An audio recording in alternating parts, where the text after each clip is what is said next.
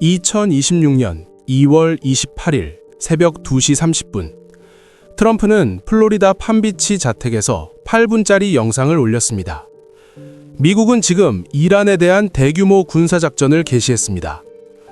불과 몇 시간 전 이란 최고 지도자 알리 하메네이는 테헤란 중심부에서 미국 이스라엘 합동 폭격으로 사망했습니다. 작전명은 에픽 퓨리. 그날 하루 세 가지 숫자가 전 세계 뉴스를 지배했습니다. 첫째, 이란 발표 기준 787명 사망. 둘째, 국제 유가 13% 폭등, 배럴당 $83 돌파. 셋째, 중국이 이란에서 수입하는 원유 비중 약 15%, 하루아침에 공급망 위기.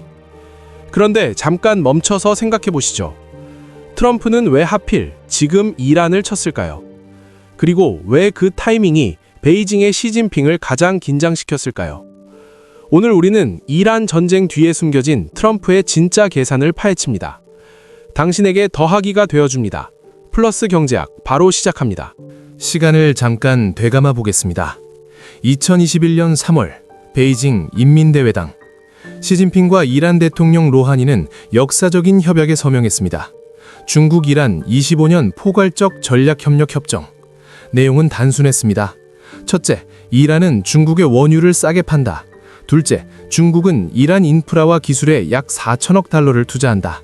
셋째, 두 나라는 군사 안보 협력을 확대한다. 결과는 어떻게 됐을까요? 2025년 기준 이란 원유 수출의 약 90%가 중국으로 향했습니다. 하루 140만 배럴, 중국 전체 원유 수입의 약 13에서 15%를 차지했죠. 중국 입장에서 이란은 단순한 무역 파트너가 아니었습니다. 미국이 주도하는 서방 제재를 우회할 수 있는 국제 금융 시스템 밖에 존재하는 에너지 동맹이었습니다. 여기에 러시아까지 더해지면 그림이 완성됩니다. 2025년 9월 베이징 천안문 광장 앞 중국 건국 76주년 열병식에 3명의 지도자가 나란히 섰습니다. 시진핑, 푸틴, 그리고 북한 김정은, 하메네이가 보낸 대표도 그 자리에 있었습니다. 워싱턴 분석가들은 이 장면을 보며 경고했습니다. 중국, 이란, 러시아, 북한, 이것은 미국 주도 질서에 대한 반항이다. 하지만 이 황금기에는 이미 균열이 시작되고 있었습니다. 2025년 12월부터 이란 전역에 대규모 반정부 시위가 불붙었습니다. 이란 리알화는 폭락했고 경제는 붕괴 직전이었습니다. 미국 재무장관 스콧 베센트는 후에 이렇게 자랑했습니다. 우리가 의도적으로 이란 내 달러 부족 사태를 설계해 리알화를 폭락시켰다. 트럼프는 이미 이란을 안쪽부터 흔들고 있었던 겁니다. 자, 이제부터가 핵심입니다. 트럼프가 이란을 공격하기까지 총 7단계의 흐름이 있었습니다. 첫째, 2026년 1월 트럼프 행정부는 전 세계를 경악시킨 작전을 감행했습니다. 베네수엘라 대통령 니콜라스 마두로를 카라카스 자택에서 특수부대로 체포해 뉴욕 구치소에 수감한 겁니다. 표면적 이유는 마약 밀수와 테러 지원. 하지만 진짜 의미는 달랐습니다. 중국은 2000년부터 2023년까지 베네수엘라에 총 1,060억 달러 이상을 투자했습니다. 그 대부분이 원유 선결제, 인프라 건설, 군사협력일죠. 트럼프는 마두로를 잡으면서 사실상 베네수엘라 원유 공급망을 중국 손에서 빼앗은 겁니다. 중국은 격렬히 항의했지만 아무것도 할 수 없었습니다. 설마 이란에도 같은 일이 일어날까? 이 물음이 4주 뒤 현실이 됩니다. 둘째, 의도적 협상 실패입니다. 2026년 2월 오만이 중재한 미국-이란 핵협상이 진행됩니다. 오만 외교장관은 협상 직후 이렇게 말했습니다. 평화협정이 손에 잡힐 듯 가깝습니다. 상당한 진전이 있었습니다. 이란은 핵무기 제조용 핵물질을 절대 보유하지 않겠다는 완전히 새로운 약속까지 했습니다. 그런데 트럼프는 뭐라고 했을까요? 나는 그 협상에 썩 만족스럽지 않다. 2월 27일 IAEA는 이란의 미신고 지하시설에서 고농축 우라늄을 발견했다고 발표했습니다. 트럼프에게는 더 이상의 구실이 필요 없었습니다. 다음날 새벽 폭격이 시작됐습니다. 셋째, 에너지 동맥 절단입니다. 공격 첫날 새벽 2시 30분 미국과 이스라엘의 합동 폭격이 테헤란을 강타했습니다. 1차 타깃은 이란 최고 지도자 관저 하메네이 사망, 2차 타깃은 이란 혁명수비대 기지들 수천 명 사상, 3차 타깃은 이란 해군, 공군, 미사일 기지. 트럼프는 다음날 기자들에게 자랑스럽게 말했습니다. 이란은 이제 해군도, 공군도, 방공망도, 레이더도 없다. 그 즉시 중국에 비상이 걸렸습니다. 중국 원유 수입의 약 15%가 이란에서 옵니다. 하루아침에 공급 불확실 상태에 빠진 겁니다. 유가는 13% 폭등, 배럴당 $83를 돌파했습니다. 블룸버그 이코노믹스는 이란 원유 수입이 전면 중단되면 유가 20% 추가 급등이라고 경고했습니다. 넷째, 호르무즈 해협 봉쇄 위협입니다. 이란은 반격에 나섰습니다. 이란 혁명수비대 해군 준장이 선포했습니다. 호르무즈 해협은 폐쇄됐다. 통과하려는 선박은 불타게 될 것이다. 호르무즈 해협은 전 세계 원유 수출의 약 20%가 통과하는 길목입니다. 중국, 일본, 한국, 동아시아 에너지 수입국들이 가장 크게 타격받는 구조죠. 트럼프는 여기서 반격 카드를 꺼냈습니다. 미국이 호르무즈 해협 통과 선박에 정치적 위형보험과 군사 호위를 제공하겠다. 즉, 해협을 막은 건 이란이지만 열쇠를 쥔 건 미국이 된 겁니다. 다섯째, 중국의 포지션. 욕하면서 못 떠나는 관계입니다. 중국 외교부 왕이 장관은 즉각 성명을 냈습니다. 주권 국가 지도자를 노골적으로 살해하고 정권 교체를 선동하는 것은 용납할 수 없다. 하지만 그게 전부였습니다. 중국은 말만 했습니다. 왜일까요? 중동 전문가는 이렇게 설명했습니다. 이란은 중국을 안보 파트너로서 신뢰할 수 없다는 걸 알고 있습니다. 실제로 중국은 이란 원유의 최대 고객이지만 군사적으로 이란을 지원할 능력도 의지도 없었습니다. 그 이유는 하나, 3월 31일로 예정된 트럼프 시진핑 정상회담. 중국은 관세 전쟁으로 이미 경제적 압박을 받고 있었고 무역 휴전을 연장해야 하는 절박한 상황이었습니다. 이란을 지키다가 회담을 날릴 수는 없었던 겁니다. 여섯째, 레버리지 극대화, 회담 전 판 뒤집기입니다. 중국 매크로그룹 분석가 잭 리는 이렇게 말했습니다. 타격을 가하고 반발을 감수하는 행정부는 협상 테이블에 힘의 위치에서 앉을 수 있습니다. 이것이 중국에게 어느 정도 경계심을 심어주는 효과가 있습니다. 미국은 이란 공격으로 세 가지를 동시에 얻었습니다.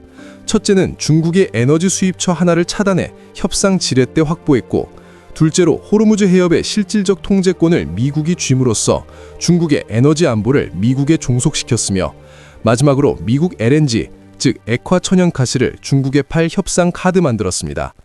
일곱째, 여기서 전체 그림이 완성됩니다.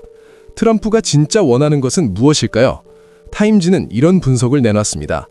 미국이 이란 전쟁에 발이 묶이면 시진핑이 대만을 침공할 기회로 삼을 수 있다는 우려가 있다.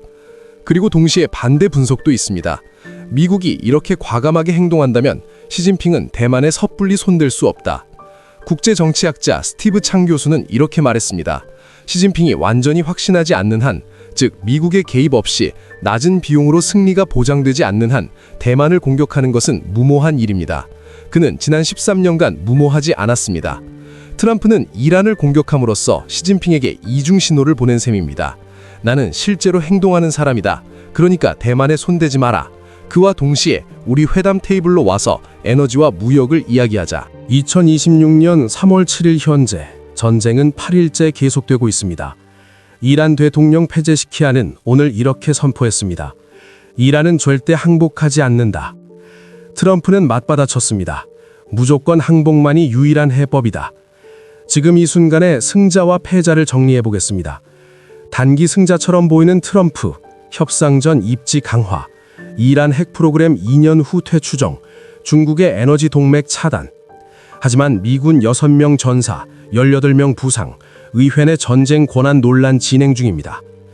진짜 딜레마에 빠진 시진핑, 중국 원유 수입의 약 15% 공급 불안, 유가 13% 폭등했다는 인플레이션 압력. 하지만 트럼프 회담 취소도 못합니다. 무역 전쟁 휴전이 더 급하기 때문입니다.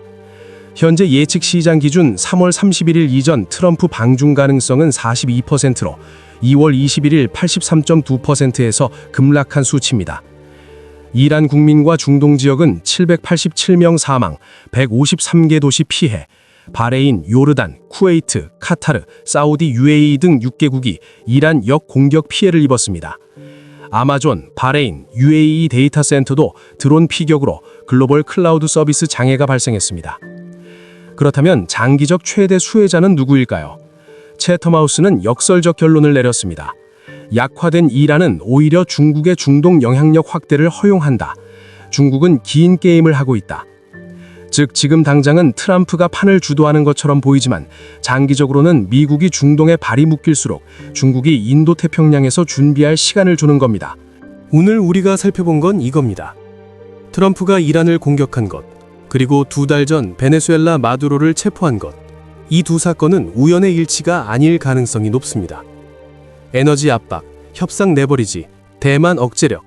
이 세 고리가 하나의 체인으로 연결될 때 이란 전쟁은 단순한 중동 사건이 아니라 미중 패권 경쟁의 일부가 됩니다. 물론 트럼프 행정부가 처음부터 이 모든 것을 치밀하게 설계했는지는 알 수 없습니다. 공격 명분이 수차례 바뀌고 내부 메시지가 혼란스러웠던 것도 사실입니다. 하지만 결과적으로 이란 전쟁은 시진핑에게 가장 불편한 순간에 가장 불편한 방식으로 터졌습니다. 의도든 아니든 효과는 계획된 것처럼 정밀합니다.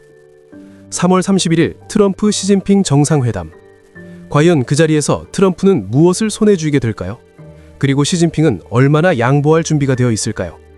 앞으로도 이 지정학적 체스판을 함께 지켜보겠습니다. 오늘은 여기까지입니다. 감사합니다.